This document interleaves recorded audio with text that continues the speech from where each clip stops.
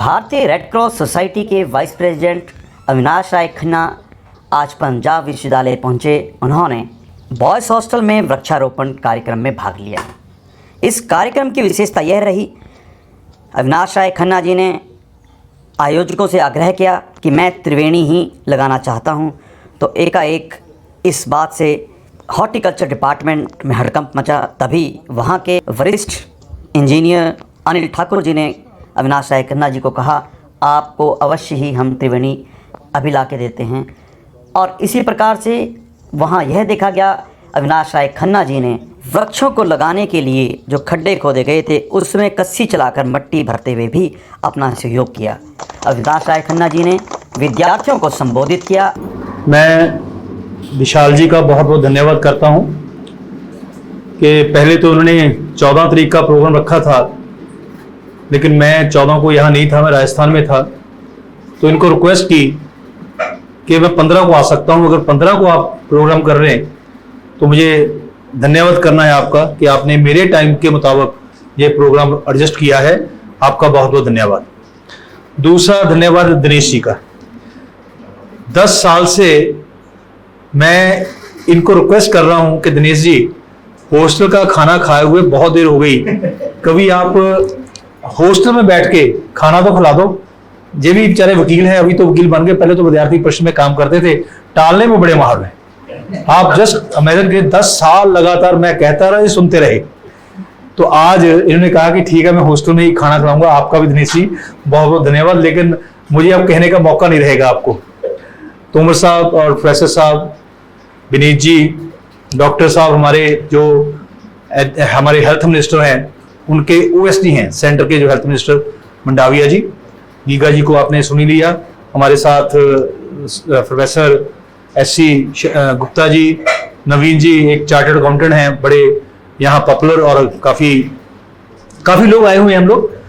Introduction के अलावा मैं प्रेस का भी धन्यवाद करता हूँ कि इनके द्वारा हमारी जो बात है वो दूर तक जाएगी। मैं सिर्फ आज के ही कार्यक्रम के बारे में बात करूँगा। देखिए, जब मैं जम्मू कश्मीर का प्रभारी था तो फॉरेस्ट मिनिस्टर को मैंने एक दिन बैठ के बात की। मैंने कहा, यार एक काम करो, आप बहुत ज़्यादा डिपार्टमेंट बहुत बड़ा है, कई अच्छे काम हैं, लेकिन एक प्रिंसिपल बनाओ एज ए फॉरेस्ट मिनिस्टर कि जब भी आप किसी मीटिंग में जाओगे तो अफसर्स को हदायत होगी कि मेरी मीटिंग दरख्त लगाने के साथ ही शुरू होगी। ऐसा मैंने एक आइडिया दिया। तो मेरी आशा थी कि कम से कम रोज 3-4 मीटिंग तो एक अफसर मिनिस्टर करता ही है, तो अगर 4-4 वृक्ष लगने शुरू हो जाएं डेली, तो कहां तक बात पहुंच सकती है। वो कितना कामयाब हुआ, 53 दिन के लिए वो मंत्री रहे, उसके बाद वो मंत्री नहीं रहे। लेकिन आज भी मैं किसी से बात करता हूं तो उसको एक ही राय देता हूं कि आप लोग ये वृक्ष जो हैं ये नेचुरल, ये कुछ लेते नहीं है, कुछ देते ही हैं। तो मुझे एक बार याद है कहानी कि एक बार किसी को ठेका मिला दरख्त काटने का। जब वो जंगल में गया तो धूप बहुत थी, तो उसने सोचा कि थोड़ा आराम करने के बाद मैं जंगल काटता हूं। तो उसने एक वृक्ष के नीचे वो लेट गया। जब वो लेटा, नींद अच्छी आ गई। उसको एक सपना आया कि जिसको तू काटने आया है छाया तो उसने दी है। तो उसने अपना विचार बदल दिया कि आगे से मैं कभी भी दरख्त काटने का ठेका नहीं लूंगा, क्योंकि जे हमको कुछ देते देते हैं, लेते नहीं है। एक बहुत बड़ी ऐतिहासिक घटना इन दरख्तों के कारण जुड़ी हुई है। वो क्या है? आपने महाराजा रणजीत सिंह का नाम सुना होगा। उस समय रिवाज था कि राजा अपने घोड़े पर अपने गुप्तचर लेकर, सेना लेकर, वो लोगों की समस्या क्या है उसको देखने खुद जाता था। ऐसे ही जब वो जा रहे थे तो एक पत्थर उनके सिर पे लगा, तो एकदम हड़कंप मच गया। राजा के पत्थर लगना, समझ सकते हो कितना सिक्योरिटी लैप्स होगा। तो सिक्योरिटी ने एक बंदे को पकड़ के लेके आए कि महाराज इसने पत्थर मारा है। तो राजा ने कारण पूछा, महाराज रणजीत सिंह ने कारण पूछा कि तूने पत्थर क्यों मारा? तो उसने जवाब दिया कि मैंने आपको नहीं मारा, मैं तो ये दरख्त पे आम लगे हुए थे, तो मैं इन आम तोड़ने के लिए पत्थर मार रहा था, तो मेरा निशाना चूक गया, वो आपके लग गया। तो महाराजा रणजीत सिंह का जवाब पता क्या था? उन्होंने कहा कि एक बेजान दरख्त वृक्ष पत्थर मारने से फल दे सकता है तो राजा पत्थर खाने से सजा नहीं दे सकता। इसलिए ऐसी घटनाएं जब इन वृक्षों के बारे में करोगे तो आपको एहसास होगा कि ये कितनी बड़ी हमारी प्रॉपर्टी है, कितना बड़ा हमारा एसेट है। तो आज मुझे खुशी हुई, वो चले गए अपने हॉर्टिकल्चर वाले, हाँ, तो मुझे इतनी खुशी हुई, इन्होंने तो अपना इंतजाम किया हुआ था लगाने का दरख्त। तो मैंने दिनेश से कहा ना, दिनेश जी आपने जो कार्यक्रम उसको मैं नहीं डिस्टर्ब करता, अगर आपके पास त्रिवेणी है जिसका जिक्र गीगा जी ने किया है और दूसरा पीपल और बोर्ड, अगर त्रिवेणी लगा दें तो ये एक नेचुरल ऑक्सीजन सेंटर होगा। नेचुरल ऑक्सीजन सेंटर कैसे? ये तीनों वृक्ष जो हैं ये 24 घंटे ऑक्सीजन देते हैं, लेते कुछ नहीं, आप द्वारा छोड़ी गई कार्बन डाइऑक्साइड अपने अंदर लेके जाते हैं, उसके बदले में 24 घंटे ये ऑक्सीजन देते हैं। आप जरा अगर हिस्ट्री पढ़ने वाले हैं, को धर्म को जानने वाले हैं, आप जितने भी हमारे साधु संत महापुरुष हुए हैं उन्होंने अपनी तपस्या जो की है वो पीपल के पेड़ के नीचे की है। उसका एक साइंटिफिक रीजन था, वो रीजन था कि ऑक्सीजन 24 घंटे वहां से मिलती थी।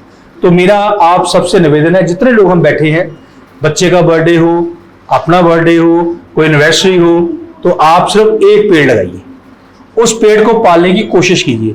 तो साल में मान लो घर में 4 मेंबर हैं, 4 बर्थडे आएंगे, मैरिड है, बेड एनिवर्सरी आएगी, तो 5-6 पेड़ अगर बुजुर्गों की याद में लगाने हैं, डेथ एनिवर्सरी है तो भी, तो 10-12 पेड़ आपके एक साल में लग जाएंगे। ऐसा अगर प्रयास करेंगे, स्थान भी आप ढूंढेंगे, उसको पालेंगे भी, ये सारा देश जो है वो हरा भरा हो जाएगा। मैंने एक और प्रयास किया था, मैं उसकी कामयाब नहीं हो सका क्योंकि कुछ पॉलिटिकल रीजन थे। मैंने एक मैसेज दिया, आज भी उस पर काम कर रहा हूं मैं, कि जितने भी दरख्त हैं उनको कहां लगाया जाए। दरख्त को चाहिए पालक और पानी चाहिए, और किसान सबसे बड़ा पालक भी है और उसके पास पानी भी है। तो हर ट्यूबवेल पर अगर 4 दरख्त लग जाएं तो ये पंजाब में कम से कम 1 करोड़ के ऊपर दरख्त जो है वो लग सकते हैं, और पानी भी मिल जाएगा और पालना भी हो जाएगा। तो मैं आप सबसे निवेदन करूंगा और डीन साहब से निवेदन करूंगा कि एक ऐसा एक कैंपेन ले हम लोग भी, पंजाब यूनिवर्सिटी का कोई भी हिस्सा जो है वो अगर खाली पड़ा है तो उसके ऊपर हम लोग दरख्त लगाएं और कोशिश करें त्रिवेणी लगाएं, कोशिश करें फलदार दरख्त लगाएं, क्योंकि फलदार दरख्त जो है हो सकता है किसी का रोजी रोटी भी चला दे। तो ऐसा भी हम प्रयास कर सकते हैं। मुझे ज्यादा बातें नहीं करनी, मैं सिर्फ एक छोटी सी घटना सुना के आपको अपना विषय बंद करूंगा, क्योंकि मेरी कंट्रीब्यूशन है क्या है। आपके मन में आएगा खन्ना साहब एक मैंने बूटा लगा भी दिया तो ये सारी नेचर बदल जाएगी क्या? मन में आती ना बात। मान लो मैं एक त्रिवेणी लगा भी दी, मेरी आज 26वीं त्रिवेणी है जी, मैं आज तक 26 नेचुरल ऑक्सीजन सेंटर बना चुका हूं। मुझे खुशी है कि मैं इस काम में लगा हूं। तो उसके लिए कहानी क्या है, एक बार एक जंगल में आग लगी हुई थी, सारे लोग उस गांव के जंगल की आग को बुझाने के लिए लगे हुए थे। कोई पानी ला रहा है, कोई रेत ला रहा है, कोई मिट्टी ला रहा है। तो एक चिड़िया ऊपर उड़ रही है। उस चिड़िया ने सोचा मेरे साथी पशु पक्षी इस जंगल की आग में सड़ जाएंगे, मैं भी जंगल में आग बुझाने का काम करती हूं। तो उसने क्या किया, उड़ती चोंच में पानी लाती फेंक देती, उड़ती चोंच में पानी लाती फेंक देती। जब शाम को आग बुझ गई ना, एक पंचायत हुई, किसने कितना काम किया है, बड़ी शाबाश एक दूसरे को, आप मिट्टी लाए, आप रेत लाए, आप पानी लाए, इस कारण आग बुझी। तो चिड़िया भी उस पंचायत में बैठी थी। तो किसी ने मजाक में पूछा, ए चिड़िया बता, तेरे 2 बूंद पानी डालने से इतने बड़े जंगल की आग बुझ सकती थी? तो चिड़िया ने जवाब दिया, मुझे भी मालूम है कि मेरे 2 बूंद पानी डालने से इतनी बड़े जंगल की आग नहीं बुझ सकती थी, लेकिन जिस दिन जंगल की आग का इतिहास लिखा जाएगा, मेरी गिनती आग लगाने वालों में नहीं, बुझाने वालों में की जाएगी।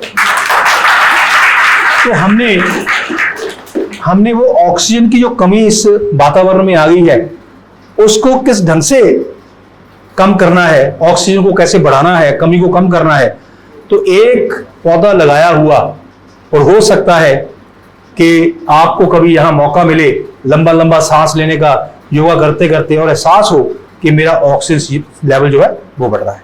तो मैं विशाल जी को, उनकी टीम को, दोनों हमारे डीन स्टूडेंट वेलफेयर बैठे हैं, इन सबको बहुत बहुत बधाई देता हूँ कि एक अच्छा प्रयास। और मैं क्षमा भी चाहूँगा दिनेश जी कि मैंने आते ही आपको एक मन था कि आप मेरे साथी हैं, ऑर्डर कर दिया कि जी ये त्रिवेणी भी लेके आओ, और आपने वो पैदा की और लगाई। और उन मालियों का भी धन्यवाद करता हूँ, यहाँ वो नहीं बैठे, जिन्होंने इतनी गर्मी में बड़े लंबे लंबे खड्डे खोद कर, क्योंकि पहले खड्डे खोदे हुए थे, हमने आगे और ऑर्डर कर दिया, तो उनका भी धन्यवाद कि उन्होंने अपनी हिम्मत, और प्रेस का भी धन्यवाद कि इन्होंने हमारी बात को बाहर तक पहुंचाएंगे। और आप सबका, जो लोग बच्चे बैठे हैं, ये स्टाफ बैठा है, क्योंकि मैं यहाँ का विद्यार्थी रहा हूँ, इसलिए मुझे खुशी है कि पंजाब यूनिवर्सिटी का एक टैग मेरे ऊपर भी है। जैसे दिनेश ने यहाँ से लॉ करके प्रैक्टिस शुरू की है, मैंने भी यहाँ से लॉ करके प्रैक्टिस पहले गढ़शंकर की, फिर होशियारपुर की, लेकिन बाद में राजनीति में आने का मौका मिल गया। आज राजनीति में सेवा करते हैं, लेकिन मेरा सही काम जो है, असली काम जो है, वो समाज सेवा ही है। जितना मौका मिले उतनी करने की कोशिश करता हूँ, और मुझे साथ दिनेश जैसे, गीगा जैसे, डॉक्टर साहब जैसे लोगों का मिलता रहता है, उसके लिए मैं आपका बहुत बहुत धन्यवाद, और आपको बहुत बहुत मैं सभी का यहाँ आने के लिए धन्यवाद करता हूँ। कार्यक्रम के अंत में हॉस्टल के वार्डन डॉक्टर विशाल शर्मा जी ने सभी का धन्यवाद व्यक्त किया और उन्हें स्मृति चिन्ह भेंट करे एवं सभा में पहुंचे सभी लोगों का धन्यवाद व्यक्त किया।